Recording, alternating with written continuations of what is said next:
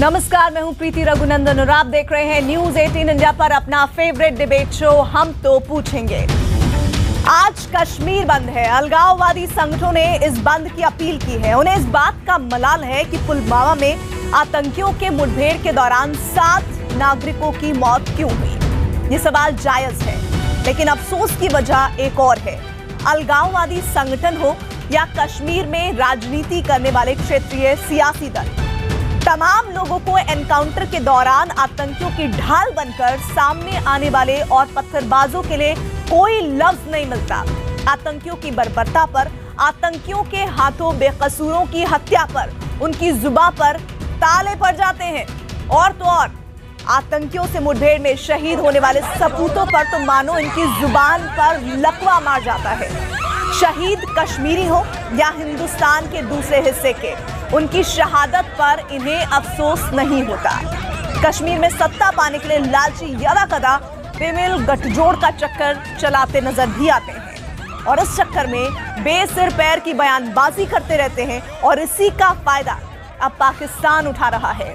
पाकिस्तान फिर से आतंकियों की जुबान में बात कर रहा है, आतंकियों को भारत विरोधी बयानबाजी की छूट दे रहा है और आतंकियों की मांग पर इस मामले को दुनिया भर में तूल दे रहा है। कई बार पाकिस्तान और कश्मीर में सियासत करने वालों की बोली में फर्क करना मुश्किल हो जाता है। इसलिए आज हम जो सवाल पूछेंगे उससे पहले देश और पाकिस्तान की कुछ तस्वीर, कुछ बयान, कुछ दर्द और कुछ शातिर चाल से आपको वाकिफ कराते हैं। इसके बाद हम पूछने वाले हैं अपने मेहमानों के सामने कुछ ऐसे सवाल जिससे वो अपने आप को आईने में देखेंगे और तौल पाएंगे कि वो क्या कह रहे हैं और क्या कर रहे हैं। क्योंकि सवाल देश का है, सवाल हिंदुस्तान के मुकुट और धरती के स्वर्ग कश्मीर का है। क्या फौजियों का सैनिकों की मां का कोई मानवाधिकार नहीं होता?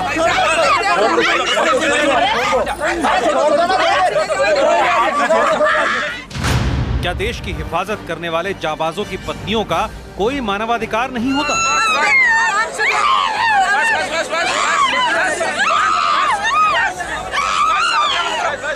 क्या मासूम बच्चों का कोई मानवाधिकार नहीं होता?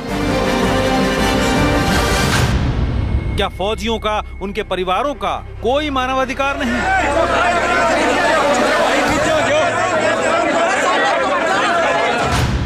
इस सवाल की एक वजह है पाकिस्तान। पाकिस्तान को फिर से आतंकियों के मानवाधिकार की फिक्र हो रही है, भले ही आड़ वो उन बेकसूरों की ले रहे हों जो आतंकियों और सुरक्षा बल के मुठभेड़ के बीच आ गए।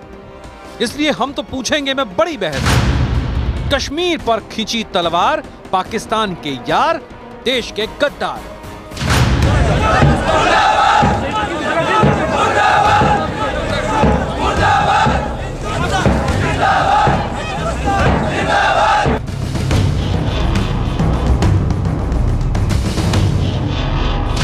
शनिवार को पुलवामा एनकाउंटर में 3 आतंकियों को सुरक्षा बलों ने ढेर कर दिया। इस मुठभेड़ में 55 राष्ट्रीय राइफल में तैनात किशन सिंह शहीद हो गए। जिन आतंकियों पर आम नागरिक, एसपीओ, पुलिस कर्मियों और छुट्टी पर गए अन्य सुरक्षा कर्मियों समेत बेगुनाह कश्मीरियों की बर्बर हत्याओं का आरोप था, उसकी मौत पर जश्न मनना चाहिए था। लेकिन मुठभेड़ के दौरान मौके की तरफ भीड़ पर चली गोली में 7 लोगों की मौत ने पाकिस्तान को आतंकियों के साथ खड़े होने का मौका दे दिया। पाकिस्तान के झंडे तले, कश्मीर के झंडे तले मिल जाएं और निकलें। हम आपकी खिदमत में खड़े होने के लिए तैयार हैं। हम अपनी डिप्लोमेटिक, हम अपनी पॉलिटिकल, हम अपनी मॉरल सपोर्ट जारी रखेंगे। जंग जारी है, मोदी इंशाअल्लाह हम ये जंग लड़ेंगे और इंशाअल्लाह ये जंग हम कश्मीर में भी जीतेंगे। पाकिस्तान की इमरान सरकार ऐसी बेहयाई पर उतरी कि अपनी जमीन पर पलने वाले आतंकियों की मांग डंके की चोट पर मारने लगी। ओआईसी का इजलास फौरी तौर पे कश्मीर के मसले पर तलब किया जाए और सब मिलकर इस वक्त मसले को यूनाइटेड नेशन में लेके जाएं और फिर इंडिया को मजबूर किया जाए और इस तहरीक का आगाज पाकिस्तान से होना चाहिए। मैंने एक खत लिखा है, अभी साइन किया है अक़वाम मुत्तहिदा के सेक्रेटरी जनरल के नाम। मैंने दूसरा खत लिखा है ह्यूमन राइट्स कमिश्नर जो अक़वाम मुत्तहिदा की हैं, जिनकी अभी रिपोर्ट भी शाया हुई थी, उसका बड़ा तस्करा है जून में 2018 में, उन्हें खत लिखा है। और तीसरा खत मैंने सेक्रेटरी जनरल OIC को लिखा है। जिस UN ने हाफिज सईद को आतंकी घोषित कर रखा है, हाफिज अपने मुल्क से उसी संस्था में हिंदुस्तान के खिलाफ आवाज उठाने की अपील कर रहा है और इमरान सरकार इस आतंकी की सलाह पर अमल कर रही है। इमरान सरकार की आतंक परस्ती का आलम यह है कि पाकिस्तानी विदेश मंत्री बुरहान वानी को साहब और उसकी मौत को फिर से शहादत कह रहा है। 2016 से एक नई शिद्दत अख्तियार हुई वानी साहब की शहादत के बाद, और 2018 में इसने एक अजीब हद को छू लिया है और अभी तक 500 के करीब कैजुअल्टीज रजिस्टर हो चुकी हैं। पाकिस्तान को भारत के चुनावी नतीजों में अपने लिए उम्मीद दिख रही है। BJP was wiped out in all 5 states. So it shows now that many within India are not subscribing to the hawkish policy that was which is being pursued by this government. People were dissenting. उसे अपने टुकड़ों पर पलने वाले भाड़े के टट्टुओं पर भरोसा है। I'm aware of the fact that there are many in India today who are not in agreement with the policy that is being pursued and followed in Indian-occupied Kashmir. People feel it has become counterproductive. People feel it has started alienating the people in the Indian-occupied Kashmir, and they should revisit that policy. Certainly, we are willing to engage with them. Certainly, we are willing to talk to them. इस भरोसे की वजह है आज कश्मीर बंद है। अलगाववादी संगठनों ने बंद की अपील की है। कई नेता ट्विटर पर मातम बना रहे हैं, लेकिन आतंकियों के खिलाफ और फौजी की शहादत पर इनकी जुबान पर ताले पड़े हैं। लेकिन असल सवाल पाकिस्तान का है, जिसकी विदेश नीति आतंकी तय कर रहे हैं। इसलिए हम तो पूछेंगे कि क्या इमरान खान कश्मीर में आतंकी हाफिज की नीति पर चल रहे हैं? और सुनिए हमारा आज का सबसे बड़ा सवाल। हमारा सवाल है, क्या इमरान खान कश्मीर में आतंकी हाफिज की नीति पर चल रहे हैं? अगर आपका जवाब हाँ है तो HTP_Y लिखें। अगर आपका जवाब नहीं है तो HTP_N लिखें। आप अपनी राय 51818 पर भेजें। ट्विटर पर हमें आपकी राय का इंतजार रहेगा। #HTP और #कश्मीर में कोहराम के जरिए आप अपनी राय दे सकते हैं। बड़ी चर्चा में आज हमारे साथ बड़ा पैनल जुड़ रहा है। सबसे पहले स्टूडियो में मैं परिचय करवा दूं, ललित अंबरदार सामाजिक कार्यकर्ता हमारे साथ हैं। आज बीजेपी का पक्ष रखने के लिए हमारे साथ रविंद्र रैना साहब होंगे।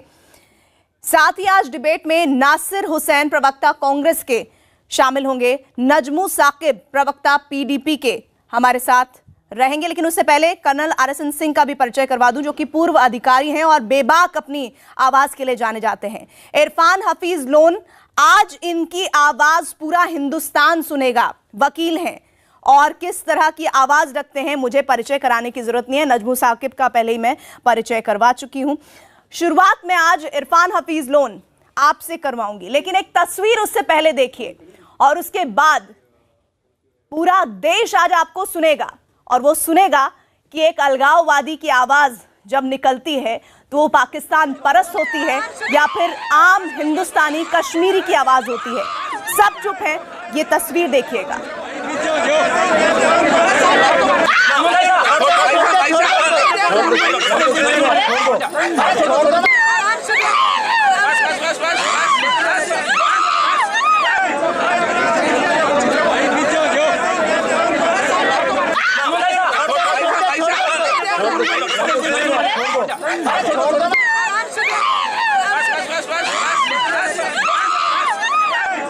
इरफान हफीज लोन, आपने ये तस्वीरें सुनी और देखी, उम्मीद करती हूँ आप देख भी पा रहे होंगे। अब सब चुप रहेंगे और सिर्फ आप बोलेंगे। प्रीति, सबसे पहले मैं ये कहना चाहूँगा आपको कि जो राजनीति है, गंदी राजनीति मानवता जो है उसका शिकार है। आपको ये बताना चाहूँगा, हिंदुस्तान का जो जम्मू कश्मीर पे अपना स्टैंड है वो ये कहते हैं कि भारत का अटूट अंग है और एक विपक्षी मामला है, और अगर पाकिस्तान से बात करनी होगी तो हम जो उनके पास कश्मीर है उस पर बात करनी होगी। और पाकिस्तान का मानना है कि कश्मीर एक विवादित है, पहले भारत माने और संयुक्त राष्ट्र प्रस्तावों के अनुसार हल होना चाहिए। जब चुनाव होते तो हिंदुस्तान कहता है यहाँ पर जब लोग सड़क भी, मैम प्लीज मेरा आपसे बहुत, बस आधे मिनट में सारा मैं आपके सवाल का जवाब, की बात मैं आपको नहीं करने दूंगी। आप इन तस्वीरों पर जवाब दीजिए। ये तस्वीर आज बता रही है कि जम्मू कश्मीर में क्या हालात है और आज हिंदुस्तान का कश्मीरी क्या सोच रहा है। मैं उम्मीद करती हूँ कि आप आज वही आवाज बोलेंगे। प्लीज, शहीद के परिवार के भीतर जो मातम है, एक बेटा खोया एक माँ ने, एक पति खोया पत्नी ने, 4-5 साल का बेटा हाथ में तिरंगा लेकर घूम रहा है इस उम्र में और फिर भी अपने आप को पूरी जाबाजी से पेश कर रहा है। आपका दिल नहीं रो रहा है? प्रीति, ये अरे हो, आप सुनिए प्रीति मेरी बात प्लीज। मैं आपसे प्रॉमिस करता हूं जो आपने प्रश्न पूछा मैं तुरंत अभी उस पर जवाब दूंगा, लेकिन उससे पहले बस पहले इसी पर दीजिए भाई। कहना चाहता हूं, ये मेरा प्रोग्राम है, मैं मॉडरेटर हूं, आपको मेरे सवाल का जवाब देना होगा। मैं निवेदन करता हूं, मैं रिक्वेस्ट करता हूं आपसे। मैं यही कहता हूं कि ये जो दोहरे मापदंड है पाकिस्तान और हिंदुस्तान, कभी चुनाव होते तो वो कहते देखो हमने जीता, नहीं होते तो पाकिस्तान कहता हमने जीता, तो मानवता इसका शिकार है। मेरा सेना का जो आप व्यक्ति अभी तस्वीरें दिखा रही है, हार्ट ब्रेकिंग है ये, लेकिन उसके साथ साथ आपको समझना होगा, जस्टिस कटजू भी कहते हैं जो कल आपने जलियांवाला बाग किया पुलवामा में, 7 निर्दोष लोगों को आपकी सेना ने मारा। मैं सेना को दोषी नहीं मानता हूं, मैं भारत सरकार को दोषी मानता हूं जिन्होंने, हमने एक सैनिक को भी खोया। वहीं आपको शर्म आनी चाहिए। आप 7 सिविलियंस पे बात नहीं कर रहे हैं, तभी यहाँ के लोग कह रहे हैं गली कोचे में कातलो, शर्म करो, शर्म करो। इससे पहले भी कहते थे और आज भी कहते हैं आप जालिम हैं। आप लोग कह रहे हैं शर्म करो, शर्म करो, किसे शर्म करनी चाहिए बता दीजिए जरा। कहता है कि आप जनरल, आपने जलियांवाला बाग किया यहाँ पर और आप चर्चा कर रहे हैं एक सेना के मानवाधिकारों की, जो ये सिविलियन मारे। देखिए अभी कहाँ है आपकी मानवता? अभी इन्होंने क्यों आपके दोहरे मापदंड है? क्या जो इंडोनेशिया में जो MBA करके बच्चा आया था जिसकी बीवी पीछे रह गई, 3 महीने का बच्चा है, मैं कल खुद वहां गया, मैंने देखा किस तरीके से मानवता का ऐसे में नहीं बोल सकता, आप इनको चुप कराइए। सिंह साहब आपको कुछ कहना चाह रहे हैं? मानवता का आप बांट रहे हैं, आपको शर्म होनी चाहिए। अगर ये ऐसे बोलते रहेंगे, देखिए आपने काफी बोल दिया, देखिए यहाँ पर बात क्या। अरे जालिमों सुनो, मानवाधिकारों का उल्लंघन आप कर रहे हैं, सरकारी दहशतगर्दी आप कर रहे हैं। अरे जैसे लोग जो भारत पे विश्वास रखने वाले लोग थे, गांधी जी के विचारधारा पे विश्वास रखने वाले लोग थे, हमें आपने इरेक्ट कर दिया है, सुनिए, शर्मिंदा कर दिया है। आज तो आपको आपके आंखों का चश्मा उतारना पड़ेगा। आप मानवता की बात कर रहे हैं, मैं बताता हूं मानवता क्या है कश्मीर में। कश्मीर की मानवता है, कश्मीर के मुसलमानों, हिंदुस्तान से आजादी का मतलब अल जहद अल जहद। पाकिस्तान से रिश्ता क्या? ला इलाहा इल्लल्लाह। कश्मीरी हिंदुओं को क्या कह के निकाला?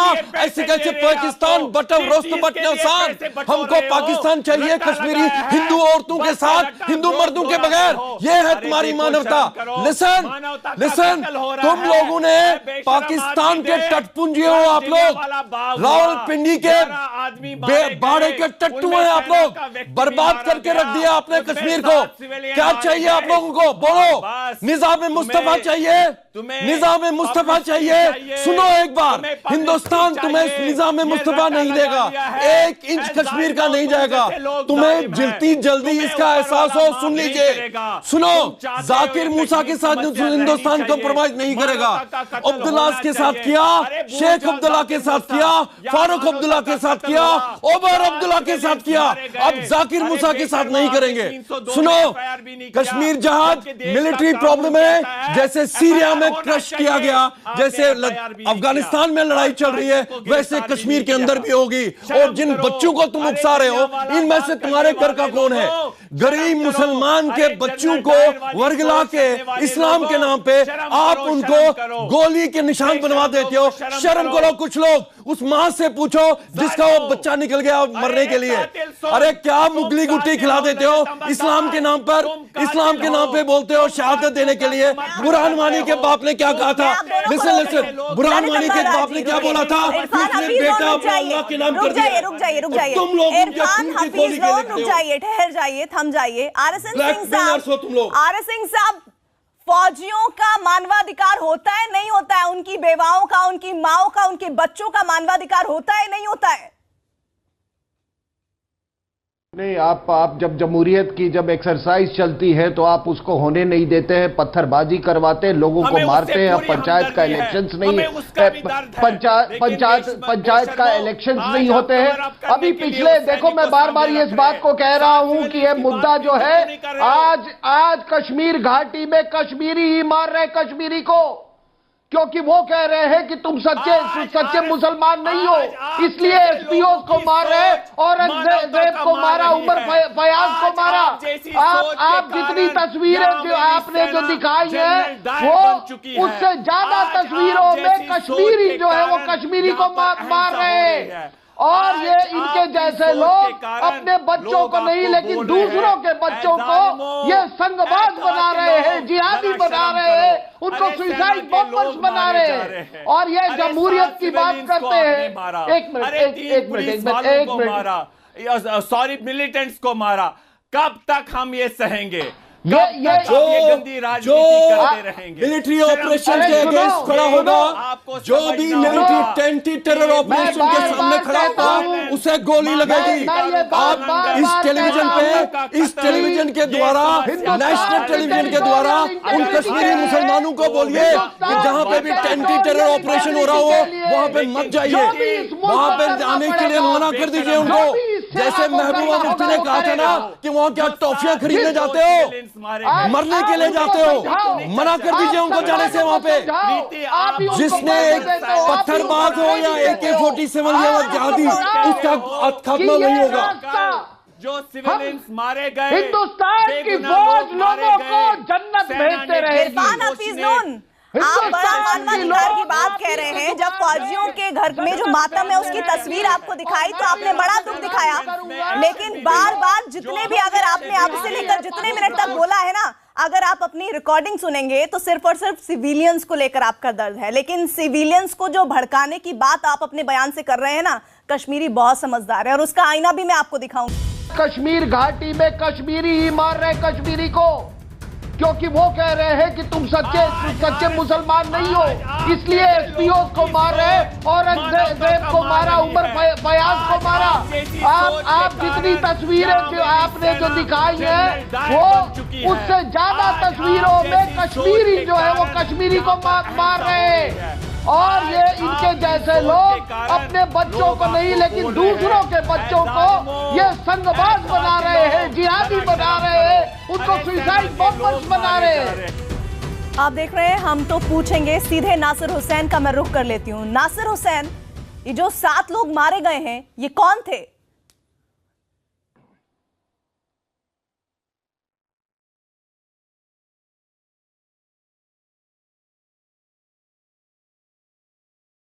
नासिर हुसैन, आप तक आवाज पहुंच रही है?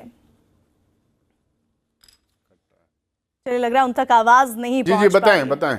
जी, सवाल मेरा यही है, ये जो 7 लोग मारे गए हैं जिसको लगातार आपने सुना ब्रेक से पहले इरफान हफीज लोन किस तरह से परिभाषित कर रहे थे, कौन थे ये लोग?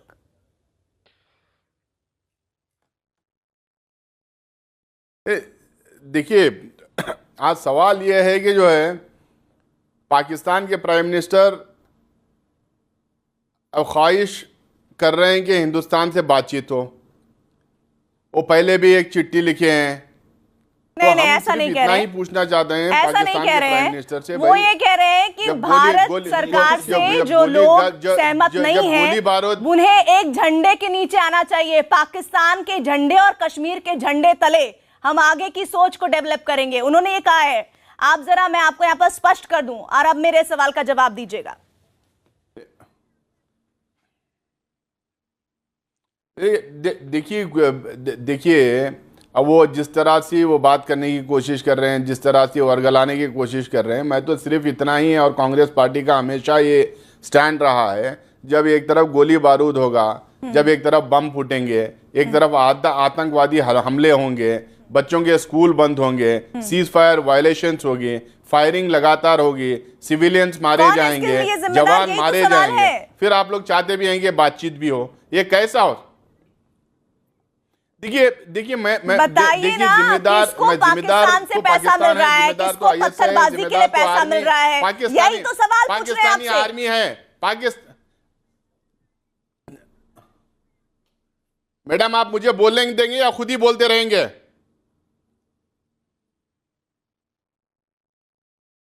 जो लगातार जो हमले पाकिस्तानी आर्मी की तरफ से हो रहे हैं, इसके लिए जो जिम्मेदारी जो ठहरा कर रहे हैं जो मौजूदा जो सरकार है, वो सरकार को कड़ी कार्रवाई करना चाहिए। कभी शॉल डिप्लोमेसी करेंगे, कभी बिरयानी डिप्लोमेसी करेंगे, कभी अनइनवाइटेड पाकिस्तान को मिलने चले जाएंगे, आईएसआई के लोगों को। नासिर हुसैन, आप मुझे कह रहे हैं कि मैं आपको टोकूं ना, लेकिन आप जो बात रख रहे हैं उससे सप्लीमेंट्री क्वेश्चन तो सीधे तौर पर यही उठता है ना कि आपकी पार्टी के नेता गुलाम नबी आजाद कहते हैं कि जब मुठभेड़ होती है तो आतंकियों से ज्यादा नागरिक माने जाते हैं। क्या आप उनके इस बयान से सहमत हैं? क्या आप उनके इस बयान से सहमत हैं? मैं आपसे सवाल कर रही हूं, उसका जवाब भी आप देना नहीं चाह रहे। नहीं, क्यों जवाब नहीं देना चाह रहे? आप बीच बीच में ना बात ही करने नहीं दे रहे। आप बात करने दीजिए, मेरी बात खत्म करने दीजिए पहले। नसीर साहब, आप जो बोल रहे हैं बहुत सही बोल रहे हैं, बहुत सहमत हूं मैं आपके साथ, लेकिन आपकी जो राजकीय अध्यक्ष हैं वहां पे सैफुद्दीन सोज, उन्होंने कल इंटरनेशनल ह्यूमन राइट्स ग्रुप को चिट्ठी लिखी है कि हिंदुस्तानी आर्मी जो है कश्मीर के अंदर इनोसेंट्स को मार रही है। क्या उससे सहमत हैं आप?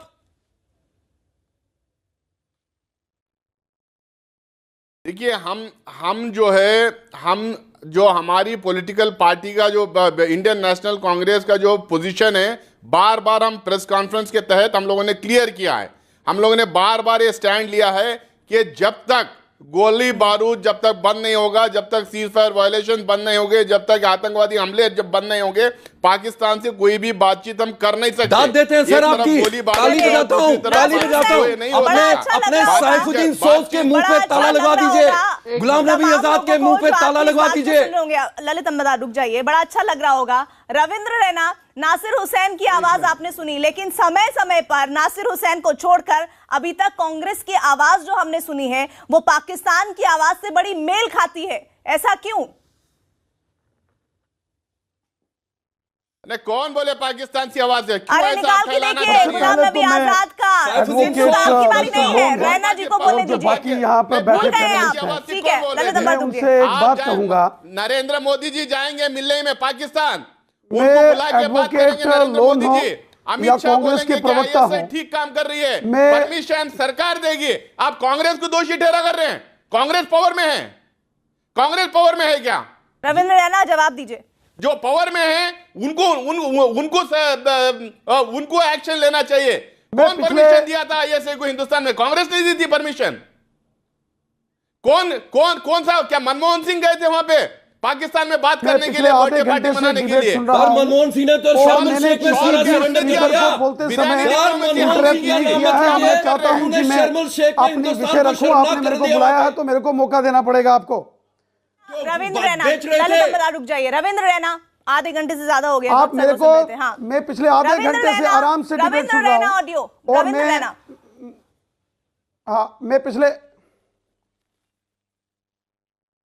मैं पिछले आधे घंटे से लगातार चुपचाप डिबेट सुन रहा हूं। मैंने किसी को इंटरप्ट नहीं किया। मैं उम्मीद करता हूं जब मैं अपना विषय रखूंगा तो सभी आराम से सुनेंगे। सबसे पहले बात यह है कि जम्मू कश्मीर के अंदर जो आतंकवाद फैला है, इस आतंकवाद के अंदर हिंदू भी मारा गया, मुसलमान भी मारा गया, सिख भी मारा गया। और इसका गुनहगार कौन है? हमको एक बात बड़ी हिम्मत के साथ कहनी पड़ेगी, चाहे एडवोकेट लोन साहब हैं या कांग्रेस के प्रवक्ता हैं, कि इस आतंकवाद की जड़ में पाकिस्तान है। लश्कर हो, जैश-ए मोहम्मद हो, हिजबुल मुजाहिदीन हो, इनके आतंकियों के ठिकाने पाकिस्तान के कब्जे वाले कश्मीर में है, रावलपिंडी में है, कराची में है। हाफिज सईद पाकिस्तान में है, अजहर मसूद पाकिस्तान में है, और शेख सलाउद्दीन पाकिस्तान से ऑपरेट करता है, दाऊद इब्राहिम पाकिस्तान में है। पाकिस्तान की आर्मी आतंकवादियों को ट्रेनिंग देती है, पाकिस्तान इनको हथियार देता है, बम बंदूक पिस्तौल गोलियां देके कश्मीर में भेजता है। हमारे बेगुनाह लोगों का अगर कातिल है जम्मू कश्मीर में तो वो पाकिस्तान है। आज कश्मीर के अंदर अगर हिंदू कश्मीर से 1990 से कश्मीरी पंडितों का नरसंहार करके उनको भगाया गया, 1 लाख से ऊपर लोगों की जाने गई, उसमें 80,000 के ऊपर मुसलमान हैं, हमारे भाई हैं, रजौरी पुंछ के हैं, डोडा किश्तवाड़ भद्रवाह रामबन के हैं, कश्मीर घाटी के हैं। हमको तकलीफ होती है, जम्मू कश्मीर के अंदर रहने वाला प्रत्येक शहरी हिंदुस्तान का नागरिक है, और जब हिंदुस्तान के किसी शहरी को तकलीफ होती है पूरे हिंदुस्तान को तकलीफ होती है। और ये तकलीफ और ये कांटा देने वाला पाकिस्तान आज हमको हिम्मत के साथ कहना पड़ेगा कि ये किसी रैली का मंच नहीं है कि आप भाषण दिए जा रहे हैं। मेरे सवाल का आपने जवाब नहीं दिया, लेकिन आप ही की सरकार थी ना जिसने पत्थरबाजों को माफी के लिए तुरंत दस्तखत कर दिया था। आप ही थे ना वो लोग जम्मू कश्मीर में। नहीं, कोई दस्तखत नहीं था। आज भी 5,000 से ऊपर लोग जेल की सलाखों में बंद हैं, और आज भी पीएसए के तहत जो लोग जुल्म करते हैं, जो लोग जालिम हैं, क्राइम हैं, और जिस तरीके से आतंकवादियों का सफाया हुआ है कश्मीर घाटी में पिछले 4.5 साल में 750 से ऊपर आतंकवादियों को मौत के घाट उतारा गया है। सेना को खुली छूट दी गई, और भारतीय सेना के जवानों ने घुस के पीओके के अंदर सर्जिकल स्ट्राइक की। जो देश के खिलाफ आवाज बुलंद करेगा वो जिंदा नहीं बचेगा। ठीक है, नाजमू साकिब, आप बड़ी देर से सबकी बात सुन रहे थे। इरफान हफीज लोन, थोड़ा तो संयम रखिए, सबसे ज्यादा बोले इस डिबेट में। नाजमू साकिब, कौन थे वो लोग, ये 7 लोग जो मारे गए? मैं मानता हूं, लेकिन वाजपेयी जी ने कहा हुर्रियत से जब बात की कि इस गुत्थी को सुलझाना होगा बातचीत के जरिए। नाजमू साकिब, आपका नाम है इरफान हफीज लोन? इरफान हफीज लोन, आपका नाम नाजमू साकिब है? देखिए, पहली बार पता चला हमें। नाजमू साकिब, सबसे पहले आज हमें एक एज अ कंट्री कंसेंसस करना चाहिए कि एक 14 साल बच्चा जिसके हाथ में पत्थर है वो threat to territorial integrity of India नहीं है, कि वो हिंदुस्तान की सॉवरेनिटी को चैलेंज नहीं कर सकता है, वो हिंदुस्तान की डेमोग्राफी को चेंज नहीं कर सकता है। और अगर वो चैलेंज नहीं कर सकता है तो हमारे सिक्योरिटी फोर्सेस ये एम टू किल नहीं कर सकते। एक 14 साल बच्चा है, देखिए आपका भी बच्चा होगा, हमारे भी बच्चे हैं, उसको मारना, गोली देखिए डिसेंट क्राउड कंट्रोल मेजर की हमारे पास बहुत है, गवर्नमेंट डिप्लॉयड है, नहीं सिक्योरिटी मारने के लिए नहीं निकले। आप बात सुनिए, देखिए मैंने आपको इंटरप्ट नहीं किया, मैंने आपको इंटरप्ट नहीं किया। अब बात सुनिए, अब बात सुनिए, चुप करिए। आपने नफरत की सियासत बंद करिए अपनी। आप हमारे सिक्योरिटी फोर्सेस के नौजवानों को मार रहे हैं, वो आए दिन मर रहे हैं, और आपकी नफरत की वजह से मर रहे हैं, आपकी नफरत की वजह से मर रहे हैं। वो यहाँ पे हमारे पुलिस के नौजवान मर रहे हैं, हमारे नौजवान मर रहे हैं कश्मीरी, हमारे सिक्योरिटी फोर्स के एहलकार मर रहे हैं। वो आपकी नफरत की, जो आपने नफरत की तिजारत कर रहे हैं, आप उनकी वजह से मर रहे हैं। आप चुप करिए, आपका कोई हक नहीं है बोलने का। आप हिंदुस्तान को भटका रहे हैं, आप चुप करिए। Don't speak. You are anti-national people. You are destroying this country. आप एंटी-नेशनल लोग हैं, आप गद्दार हैं, गद्दार। इस देश के गद्दार हैं आप। आप इस देश के साथ गद्दारी कर रहे हैं, आप इस देश को गद्दारी की तरफ ले जा रहे हैं, इसका खून बचा रहे हैं आप चुप करिए। Just shut up. कायर जिहादी अपने बच्चों के आपने इस देश को 1947 का माहौल पैदा कर रहे हैं। इस खून की तिजारत को बंद करिए आप। अरे छोड़ो सर, आप चुप करिए, सुनिए, आप चुप करके सुनिए, मिलेगी, चुप करिए, एक इंच जमीन नहीं जाएगी। आप बात सुनिए, हम आपकी यहाँ पे बकवास सुननी नहीं है, आपको बकवास करनी है, बात न करिए, बात करने दीजिए हमें। सुनो मेरी बात, हमें आपकी बात सुननी नहीं है, बना दिया, आप चुप करिए। पत्थर डाल दिया, एंकर ने मेरा मुझसे क्वेश्चन पूछे, आपसे नहीं। आपको बकवास करना है, आप तकरीर कहीं और करिए। आप बात सुनिए। कहाँ पड़ता है आपका बच्चा, कहाँ पड़ता है आपका बच्चा, कहाँ पड़ता है? अगर आप पूरा मुल्क कश्मीर के नौजवानों के मरने पे आप सेलिब्रेट करेगा, आप मुझे बताइए, आप गुजरात में आप गोलाबारी क्यों नहीं करते हैं? आप राजस्थान में गोलीबारी क्यों नहीं करते हैं? पंजाब में क्यों नहीं करते हैं? आपको कश्मीर के टाइम में सिर्फ क्यों जंग आता है? आपने बोला सर्जिकल स्ट्राइक से सारे मसले हल हुए। कौन से मसले हल हुए? नजमू साकिब, सर्जिकल स्ट्राइक आपने एक बड़ा सवाल उठाया है, आपको ललित अंबरदार उस बात का जवाब देना चाहते हैं। सबसे पहले सुनिए, जो देश का संविधान के आगे जो आदमी देश के संविधान के खिलाफ पत्थर मारेगा या गोली उठाएगा, उसका जवाब, उसी का जवाब गोली से होगा। पंचकुला में last year August listen to me, आप मेरी बात सुनिए। आप अपने पूछा कि दूसरी जगह क्यों नहीं मारते? पंचकुला में लास्ट ईयर 4 घंटे में 32 लोग मारे गए थे क्योंकि उन्होंने बस चलाई थी, पत्थर मारे थे, क्योंकि आपने AK-47 नहीं थे। कश्मीर के इस्लाम मिशन को मौलिक ऑर्डर किया गया। तुम्हारे समाज के अंदर हिंदुओं के रेपिस्ट, मर्डर, मास मर्डर खुले घूम रहे हैं, वो आपका समाज है, उसकी प्रतिनिधित्व कर रहे हो। और सुनिए मेरी बात, पंचकुला का नाम सुना है? ये सेकुलर ऐसी ताकतें ऐसे चलती हैं। पंचकुला का नाम सुना है साकिब? ऐसे पंचकुला का नाम सुना है? आप सुनिए, पंचकुला का नाम सुना है? आप में से किसी की आवाज नहीं समझ आ रही है ललित जी, मैं आपको रोक रही हूं यहाँ पर, लेकिन एक बड़ा सवाल सीधे रुक करेंगे इरफान हफीज लोन का। इरफान हफीज लोन, जम्मू कश्मीर में जो सुरक्षा बल तैनात हैं वो किसके दुश्मन है?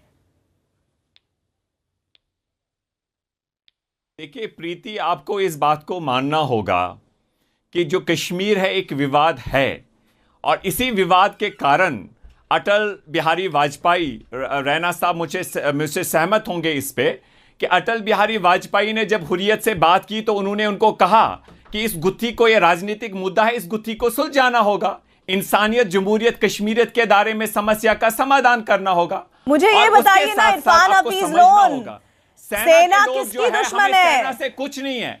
सेना के लोग जो है हमारे भाई है। हम जो आप विचारधारा आप रख रहे हैं कि जो आपने कल जलियांवाला बाग किया, प्रीति आप समझिए, भारत का कानून कहता है कि आप सेल्फ डिफेंस इस्तेमाल कर सकते हैं। अच्छा चलिए Irfan Hafiz Lone, supreme court judgment है, बात को 100% सही मान लेते हैं, लेकिन जरा बताइए सेना की शहादत पर कितनी बार आप लोगों ने बंद बुलाया? प्रोपोर्शनल होना। इरफान हफीज लोन, सिर्फ बोलना ही नहीं, सुनना भी सीखिए। अरे अगर आप बताइए ना, आपने कितनी बार बंद बुलाया है? यहाँ का बताइए सेना की शहादत पर कितनी, इसी पुलवामा में एक जवान शहीद हुआ है, बताइए कब बुला रहे हैं आप बंद? बताइए ना कब बुला रहे हैं बंद? और आपको शर्म नहीं आती है? इरफान हफीज लोन की बात पर यकीन कर सकते हैं आप कि सेना के लोगों को ये भाई कह रहे हैं? मेरा मांग करते हैं, मेरा कहना है कि अगर ये राजनीतिक मुद्दा होता, अगर ये मुद्दा राजनीतिक होता तो 32 देशों के लोग यहाँ पे जिहाद के नाम पे लड़ने नहीं आते।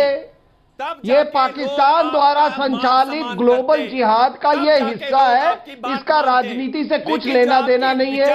और बहुत अच्छी बात इन्होंने कही, वो हमारे जो पूर्व वक्ता थे उन्होंने कहा पत्थर, अरे भाई जम्मू के बच्चों के हाथ में पत्थर क्यों नहीं है? लद्दाख के बच्चों के हाथ में पत्थर नहीं है? और कश्मीरी हिंदुओं के बच्चों के हाथ में तो चट्टाने होनी चाहिए थी, चट्टाने। अरे शर्म करो, ये कुछ नहीं।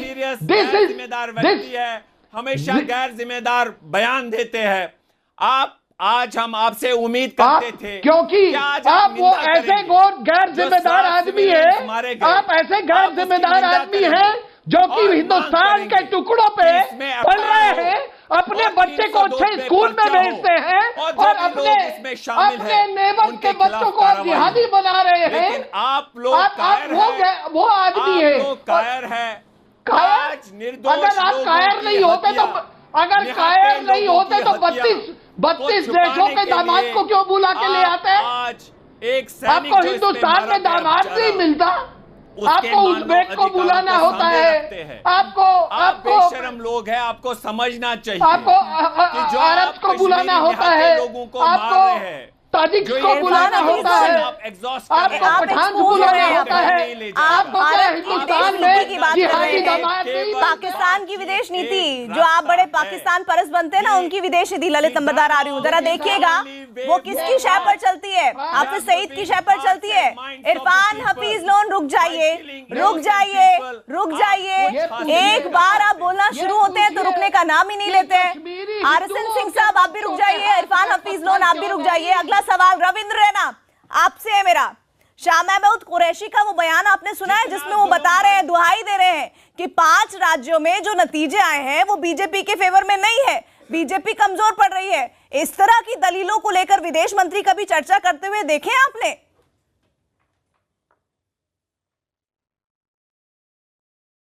इस बात से एक बात तय हो गई प्रीति की किस तरीके से पाकिस्तान के अंदर भी एक साजिश चल रही है कि भारत देश के अंदर अगर कोई सरकार बने तो कांग्रेस की सरकार बने या अन्य पार्टी की सरकार बने। आज पाकिस्तान के हुक्मरानों को भी अगर किसी से डर है तो वो नरेंद्र मोदी जी से डर है, क्योंकि ये देश की सरकार है, भारत माता की सरकार है, नरेंद्र मोदी जी की सरकार तिरंगे झंडे की सरकार है।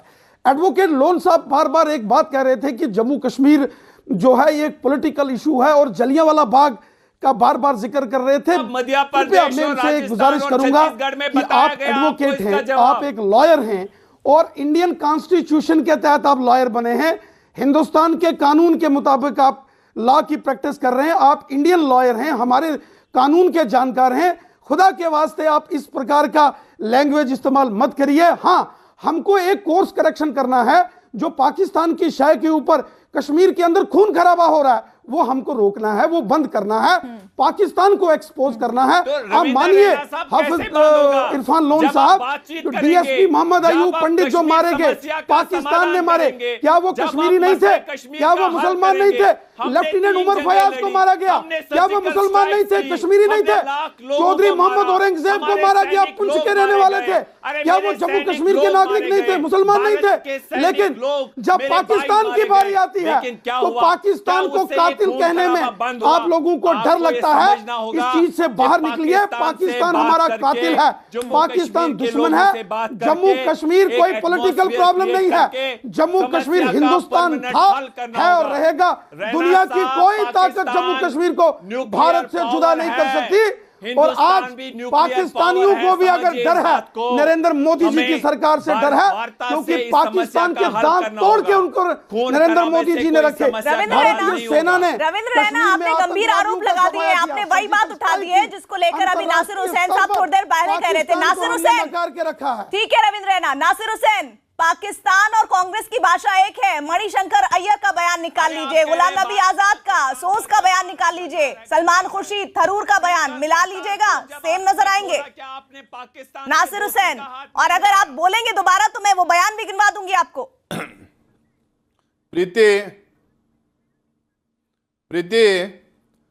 प्रीति, मुझे लगता है कि इस देश में जो है मीडिया, जो इनकम्बेंट गवर्नमेंट होती है, जो मौजूदा सरकार होती है, उससे सवाल खड़े करती है।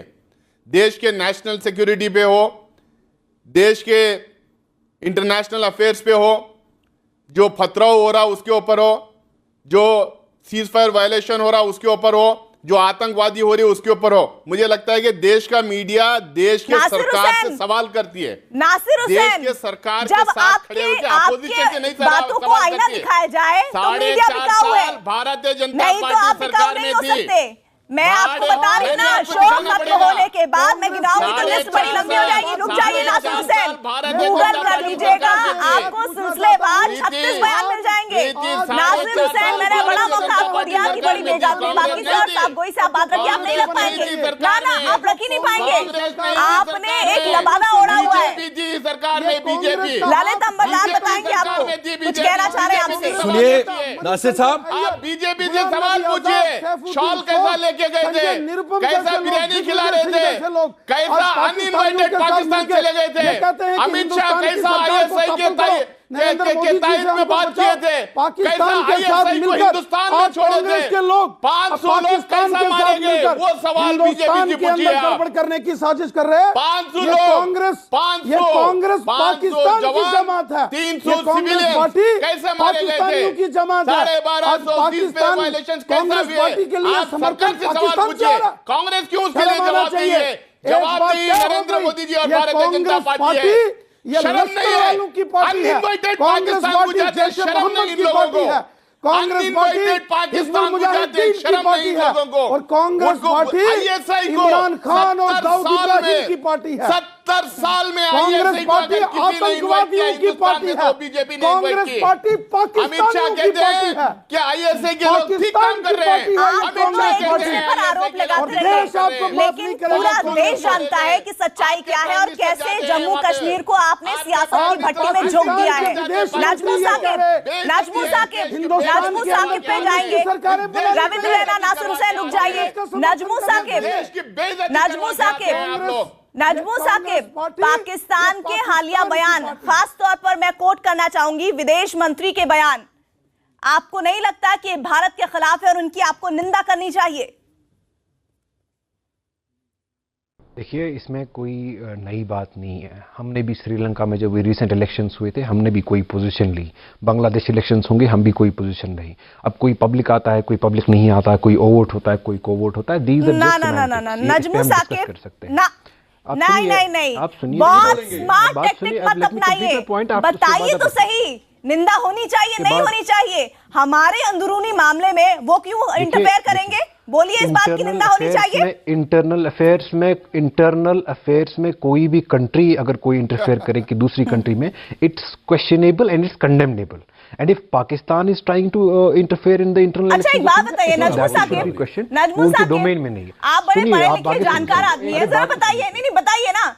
अरे किसी भी कंट्री में कहीं भी कोई प्रॉब्लम है तो कंट्री टू कंट्री बात होगी या कंट्री टू पीपल बात होगी? ये कहां की विदेश नीति की बात कर रहे हैं आप भाई? एक मिनट, और ये भी बताइएगा कि कौन से लोगों से बात करना चाहते हैं वो, ये भी बताइएगा। मैं बोल सकता हूं इस पे, ये मेरा सब्जेक्ट है। RSN सिंह साहब, नजमू साकिब 30 सेकंड। आपका कैसा सब्जेक्ट है? देखिए, पाकिस्तान एक रियलिटी है। पाकिस्तान प्रवक्ता जो है कश्मीर से लोकल स्टैंड है, आप बीच में क्यों आ जाते हैं? आपको फिर भी पैसे ये इरफान साहब, ये इंडिया की फॉरेन पॉलिसी आजकल यही लिख रहे हैं शायद। नजमू साकिब, आप टाइम वेस्ट कर रहे हैं, जल्दी से आप अपनी बात रखिए। बिल्कुल, आपने बिल्कुल सही। देखिए, India Pakistan is a reality. It's a nuclear armed country. Let's live with that fact. ठीक है, नंबर 1। नंबर 2 है that Kashmir is a political problem and Pakistan is a stakeholder according to the world international forums and internal. आप तो गजब की बात कर रहे हैं, टेररिज्म ही। आप तो गजब की बात कर रहे हैं, स्टेक होल्डर की बात कर रहे हैं। RSN सिंह साहब, ये कैसे स्टेक होल्डर्स है? जरा बताइए, जिनका काम सिर्फ और सिर्फ जम्मू कश्मीर में हालात को खराब करना ही है। RSN सिंह साहब, यही बात करनी है, पाकिस्तान के साथ नहीं करनी है। अगर टेररिज्म के लिए ही पाकिस्तान के साथ बात करनी है, एक मिनट, देखिए समय कम है, देखिए स्टार्ट तो करनी है। I extended you the courtesy. We cannot be in a perpetual state of war with Pakistan. Sir, please. देखिए, हमने सर्जिकल स्ट्राइक भी किया, 65 में भी लड़ा, 71 में भी लड़ा, 99 में भी लड़ा। मैडम प्लीज, चेंज नहीं होगी। मैडम ओनली आप नहीं चाहती है कि हम बोले, नहीं आप नहीं चाहती हैं। सिंह साहब बोलिए प्लीज। देखिए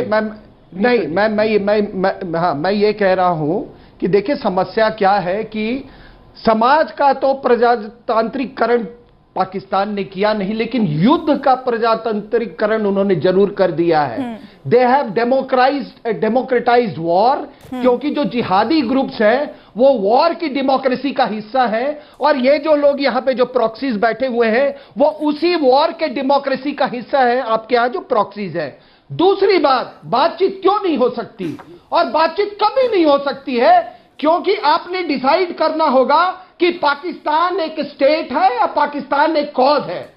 पाकिस्तान अपने नेशनल इंटरेस्ट में काम करता है या वो इस्लामिक कॉज के लिए काम कर रहा है। अगर वो नेशनल इंटरेस्ट में काम हो तो बायलैटरल रिलेशंस हो सकते हैं, क्योंकि उसमें नफा और मुनाफा और नुकसान वो तय करता है। लेकिन अगर वो यहाँ पे इस्लामिक क्रांति अगर लाना चाहता है, अगर जयपुर में अटैक करना चाहता है, 26 से 11 करना चाहता है, वो इसलिए आपने कभी ये सवाल पूछा है? आपने ये सवाल कभी पूछा है? कर्नल RSN सिंह साहब से मेरा काउंटर क्वेश्चन होगा, तो अगर आप पाकिस्तान को एक cause rather than country define करते हैं, तो इसी ब्रैकेट में क्या आप इंडिया को भी पुट करेंगे? जो हिंदुत्व का जो आप नारा लगा रहे हैं इस देश में, तो आप उसको भी कंडेम करिए। अगर पाकिस्तान को जिस ब्रेथ के साथ क्रिटिसाइज कर रहे हैं, आप उसी ब्रेथ में हिंदुत्व को भी क्रिटिसाइज करिए। आप सबसे पहले आपको मूल इश्यू पे जाना पड़ेगा कि कश्मीर का पाकिस्तान के साथ रिश्ता क्या है। देखिए 1947 में जब विभाजन हुआ था, किस आधार पर विभाजन हुआ था? विभाजन का आधार यह था कि हिंदू और हिंदुस्तान के हिंदू और मुसलमानों ने अपनी अपनी डेस्टिनी को अलग से परस्यू करने का इरादा कर लिया, इसलिए हिंदुस्तान का विभाजन होगा। पाकिस्तान का जो क्लेम क्या है कश्मीर के ऊपर, वो क्लेम यह है कि कश्मीर मुस्लिम मेजॉरिटी प्रोविंस है, इसलिए हमारा उनका ऊपर अधिकार है। कश्मीर के जो मेन स्ट्रीम पॉलिटी है, पीडीपी, नेशनल कॉन्फ्रेंस, इनका क्या दावा है? कश्मीर को स्पेशल स्टेटस क्यों मिलना चाहिए? क्योंकि ये मुस्लिम मेजॉरिटी स्टेट है। कांग्रेस ने टू नेशन थ्योरी को रिजेक्ट किया था, लेकिन कश्मीर के अंदर टू नेशन थ्योरी को बरकरार रखा। 370 और 35 नहीं, एक चीज और, पीडीपी नहीं बोलेगी पाकिस्तान के खिलाफ। इनका सेल्फ रूल डॉक्यूमेंट जो है, ma'am no, it's very important, let the nation know. PDP का सेल्फ रूल डॉक्यूमेंट में लिखा है इंपॉर्टेंट कम्युनल फोर्सेस को उस टाइम भी रिजेक्ट किया और आज भी रिजेक्ट करेंगे। हमने 1947 में कम्युनल पावर को ओवरपावर होने नहीं दिया और उनको आज भी होने नहीं देंगे। पैदा हो गया है। आरएसएन सिंह साहब, एक बात का जवाब दीजिए। 1947 में भी हमने रिजेक्ट किया था कम्युनल ये जवाब बहुत जरूरी है आपके जरिए आना। 2018 में ठीक है, इंडिया कम्युनल कंट्री नहीं बनेगी, इंडिया सेक्युलर कंट्री है की आवाज और रहेगी। आरएसएन सिंह साहब जरा इस बात का विश्लेषण करिएगा। हाफिज सईद कहता है, जो खुद यूनाइटेड नेशन ने जिस शख्स को आतंकी घोषित किया हुआ है, वो कहता है कि हम जम्मू कश्मीर के मसले को लेकर जाएंगे यूनाइटेड नेशंस में। तुरंत ही विदेश मंत्री पाकिस्तान के बोल देते आके, भाई हम ये मामला ले जाएंगे यूनाइटेड नेशंस में। जिस देश की राजनीति, फॉरेन पॉलिसी एक आतंकी तय करता हो, कैसे भरोसा कर ले उस पर? नहीं, हिजबुल मुजाहिदीन, जैश ए मोहम्मद, लश्कर तैयबा, ये सब एनजीओस है। I thought that the program is over. नहीं, आरएसएन सिंह साहब मुझे लगा कि ये प्रोग्राम खत्म। यूनाइटेड जिहाद काउंसिल वहां पे क्या है, मैं कह रहा हूं एनजीओ है पाकिस्तान में। सैयद सलाउद्दीन वहां पे जियारत पे गए हुए हैं क्या? जियारत पे गए लोग साहब, आप कम्युनल बोल रहे हो ना। बहुत बहुत शुक्रिया आप सभी का। आरएसएन सिंह साहब, इंपॉर्टेंट बात आपने कही कि कैसे भरोसा कर लें, इसी बात को आप आगे बढ़ाना चाह रहे थे। समय की थोड़ी कमी है, आप सभी का बहुत बहुत शुक्रिया। लेकिन कश्मीर का युवा समझ चुका है और कश्मीर के युवा ने इस बंद के दौरान